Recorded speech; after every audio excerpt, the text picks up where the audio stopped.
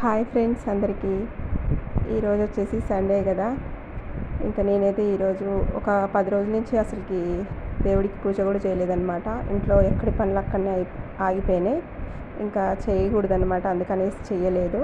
ఇంకా అంతా ఈరోజైతే గ్యాస్ బండి అంతా కడిగేసిన, ఇంకా అంట్లన్నీ దగ్గరికి వేసిన అనమాట. పొద్దున్నే లేచి ఇవే పనులు సరిపోయినాయి.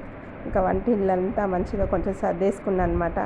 ఇక ఫస్ట్ అయితే ఈ సింక్ దగ్గర చెత్త మొత్తం కవర్లు వేసేసి అన్నీ నానబెట్టేస్తాను. అంట్లు నైట్ తోముతాను అంట్లు, కానీ పొద్దున కూడా మళ్ళీ నాకు ఎక్స్ట్రా అంట్లు వచ్చేసి పడతాయి అన్నమాట. ఇంకా అన్నీ అన్నం గిన్నెలు అన్నీ ఊడ్చేసి మళ్ళీ వేసేస్తాను. ఇంకా మిగిలిపోయినాయి అన్నీ.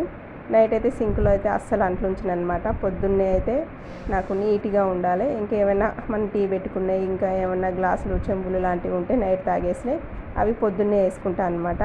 ఇంకా బియ్యం అయితే ముందుగానే నానబెట్టేశాను. ఇంకా ఈరోజు అయితే 2 డేస్ నుంచి అయితే వర్షం అయితే రావట్లేదు, ఎండ మంచిగా వస్తుందన్నమాట. ఇంకా ఈ ఎండ అయితే ఈ 2 డేస్ నుంచి మంచిగా కొడుతుంది. ఇంకా వర్షం అనేది అయితే రాదనుకుంటా. ఇంకా బియ్యం డ్రమ్ము కూడా కడిగి పెట్టాను అనమాట శుభ్రంగా. మనం వచ్చేసి ఇక మొత్తం ఇళ్ళంతా ఈరోజైతే మంచిగా కొంచెం క్లీన్ చేసేస్తా. ఇంకా ఎగ్స్ అయితే తీసుకున్నాం అనమాట ఆన్లైన్లో.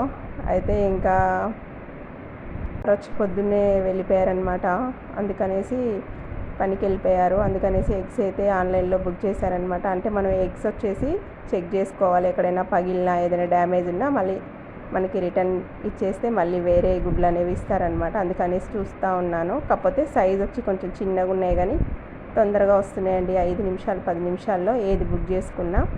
ఇంకా ఈరోజైతే ఎగ్ కర్రీ అయితే చేస్తాను, మధ్యాహ్నం పెడతానండి.